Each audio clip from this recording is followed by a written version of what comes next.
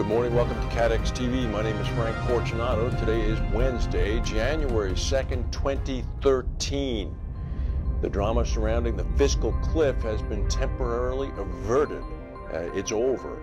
Stock market futures are up about 200 points right now in New York. The Asian stock markets performed very well overnight. At about 2:18 in the morning, the Republicans in the House of Representatives managed to approve the deal passed by the Senate earlier in the day.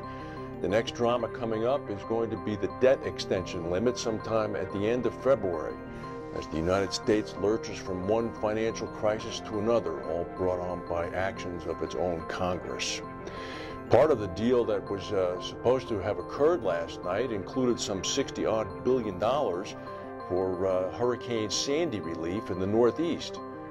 That deal was not in the bill approved last night. It was removed by the House of Representatives from the agenda, where it was scheduled to be voted upon last evening, again after having been approved by the Senate.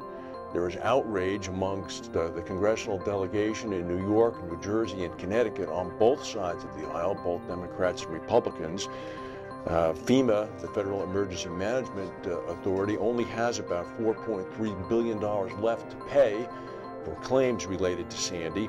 It's going to have to wait until the new Congress is sworn in tomorrow. And then, of course, it will have to be scheduled and voted upon.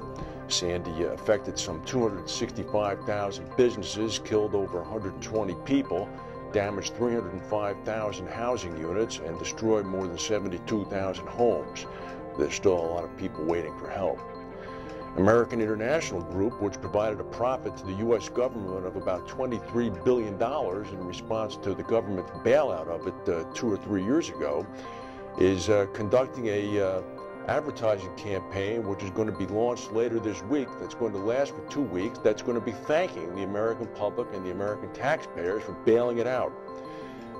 The campaign is going to include a television ad that features several AIG employees talking about the company's turnaround and its repayment to the government at a profit of the bailout. The spots are going to appear during NFL football games, the playoff games, as well as in the Wall Street Journal and other newspapers. On New Year's Day, the new South Korean leader, or North Korean leader, Kim Jong-un, appeared on TV and gave a New Year's Day message calling for unification between North and South Korea. North and South Korea, of course, have been at war since 1950, when North Korea attacked South Korea. The new leader of North Korea made this astute observation. He said the past records of inter-Korean relations show that confrontation between fellow countrymen lead to nothing but war. Indeed. This is the first time in 19 years that a New Year's address by a North Korean leader has been made. Typically, Kim Jong-il, who was Kim Jong-un's father, conveyed policy decisions on New Year's Day by way of a newspaper editorial. There's been a little bit of a drama up in the Barents Sea off Alaska. A oil rig owned by Royal Dutch Shell has been floating around. It's a $292 million oil rig. It's got about 160,000 gallons of diesel oil on it. It's a big, big structure. It finally has grounded itself now on an island, which includes 2 endangered species. Shell is saying that they can't get anybody on board yet because of 30-foot-high waves and about 50-mile-an-hour winds. It now does seem as if the oil rig is well grounded and stationary and is not going to float away again. Shell says they have a team of about 500 people working on a plan right now, with many more people coming. Hopefully they'll get that resolved. On New Year's Eve, there was a tragedy in the Ivory Coast city of Abidjan. 61 people were stampeded to death after a fireworks display at a soccer stadium. According to witnesses, what's occurring now is that the videotape is being reviewed, and it seems as if the police had arrived to control the crowd after the mob began to chase a pickpocket. The president of the Ivory Coast said, "I hope we can determine what has caused this drama so that we can ensure it never happens again."